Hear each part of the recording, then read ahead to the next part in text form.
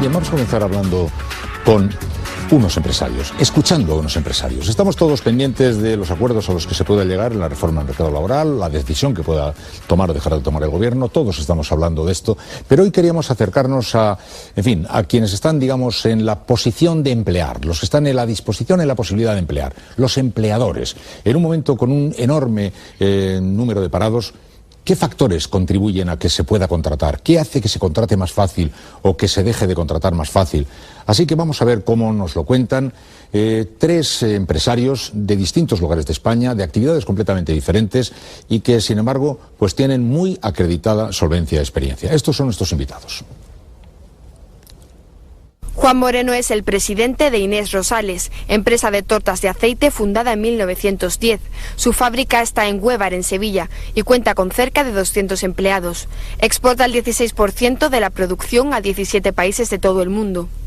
María Tato posee 6 empresas, una de formación, máster formación integral, un grupo de firmas de consultoría, Afianza y una fundición, First Metal.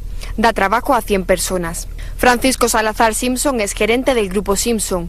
Se dedica a la explotación de concesionarios de coches desde 1955. Tiene franquicias en 4 localidades de la Comunidad de Madrid. Emplea a 60 personas. Pues saludo a los tres. Juan, buenas noches. Hola, buenas noches. Buenas noches, Francisco. Hola, buenas noches. Muy buenas noches, María. Muy buenas noches. Bueno, pues quisiera que nos lo contara Juan, usted que lleva tantos años con una empresa tan consolidada y tan popular y tan conocida, ¿cuáles son los elementos que determinan que se contrate o que no se contrate trabajadores? En un momento como este, ¿cuál es el elemento fundamental? ¿Qué es lo que necesitarían que pasara en los acuerdos que se están ahora más o menos fraguando para que pudiera usted estar en disposición de dar más acomodo laboral a la gente? Pues en mi caso, además de presidente de Inés Rosales, soy y estoy aquí también como presidente de la Asociación de Empresarios de Aljarafe, en donde abarca un sinfín de números de tipos de empresas que sí que están, digamos, con muchísimas más dificultades de contratación que nosotros mismos como empresa, ya que afortunadamente, aún en periodo de crisis, nuestra empresa tiene un crecimiento anual del 10% y en este momento son otros las limitaciones los que nos impide contratar más que la propia coyuntura laboral o bien las dificultades o bien los problemas que acarrea la actual legislación laboral. Pero hablando como presidente de la Asociación de Empresarios de Aljarafe, lo que sí me atrevo a decir que lo que fundamentalmente pasa es la ausencia, la falta de confianza. Es decir, nos encontramos que cuando los periodos de crisis son largos como estos en los que estamos inmersos, la confianza es algo fundamental en la generación de empleo. Porque si además de la situación de crisis nos encontramos que la contratación de un nuevo trabajador lo contemplamos como una dificultad añadida, eso desde luego no facilita para nada el hecho de contratar. Por lo tanto, creo que las medidas estarían orientadas fundamentalmente, más que a la motivación económica, es a la resolución del tiempo de contrato de una forma adecuada. Creo que eso a lo largo del coloquio podremos aclarar, o podré aclarar justamente qué entendemos nosotros como ese concepto. Pero fundamentalmente lo que hay que generar es confianza. Sí, dígamelo ya, Juan. Fundamentalmente es que el que contrata tiene que tener muy claro que las condiciones de trabajo, que las condiciones del contrato no debe haber demasiada incertidumbre si eso tienen que finalizar. Los empresarios, la gran mayoría de los empresarios, no abandonan un trabajador por puro capricho.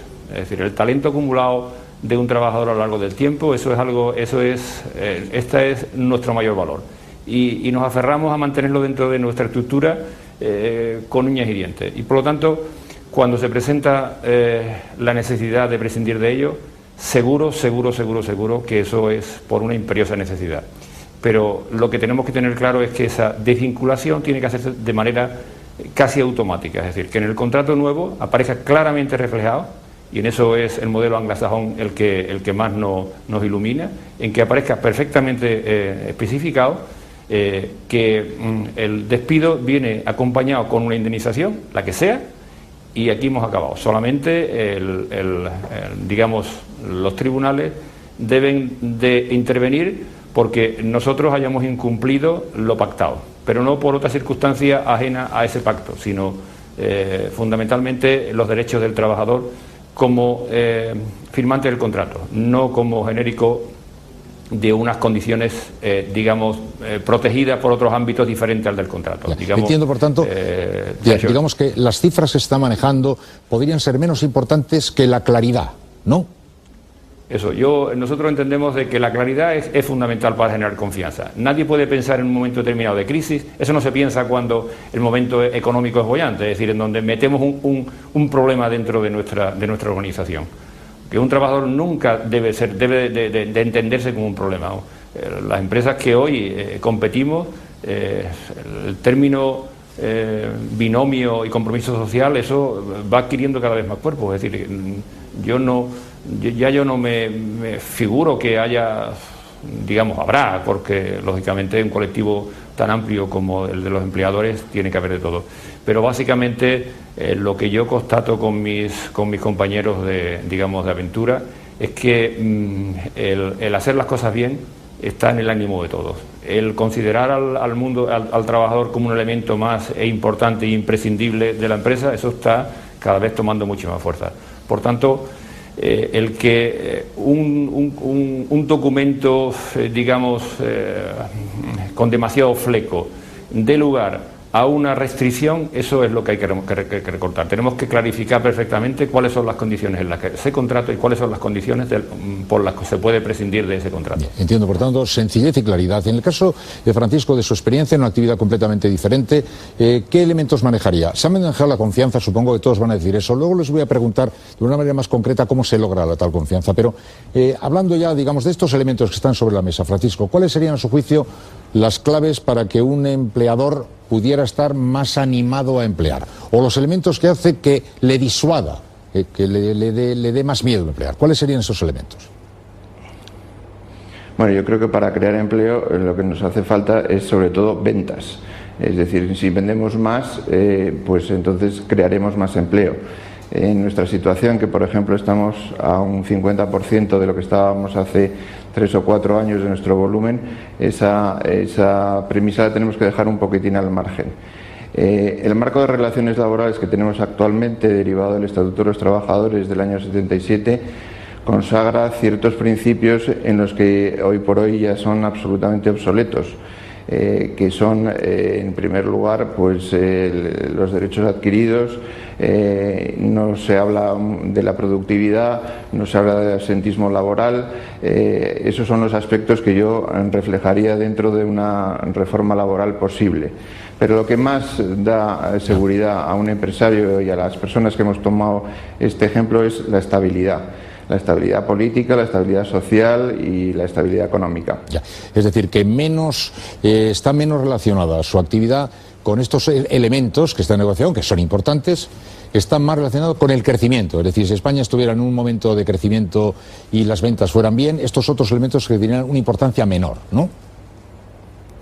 No, no exactamente. Hay que crecer, pero hay que crecer en un marco de relaciones laborales que lo que he dicho, productividad, absentismo, derechos adquiridos, etcétera, se regulen de una manera adecuada al año 2010.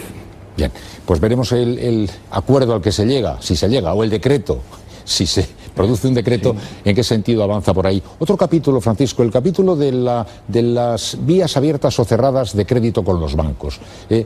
Supongo que juegan un papel determinante. No sé cómo los padece o los disfruta o los vive usted en su negocio.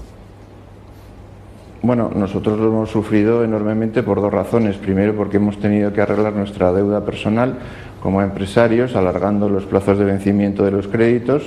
Y en segundo lugar, nuestra actividad, y eso es muy preocupante en nuestro sector, es que de un volumen total de un 50% de ventas que hacíamos financiadas, ahora el crédito ha caído a un 25%. Y esto todavía lo tenemos por analizar, pero es una situación muy preocupante. En los 2 últimos años, por ejemplo,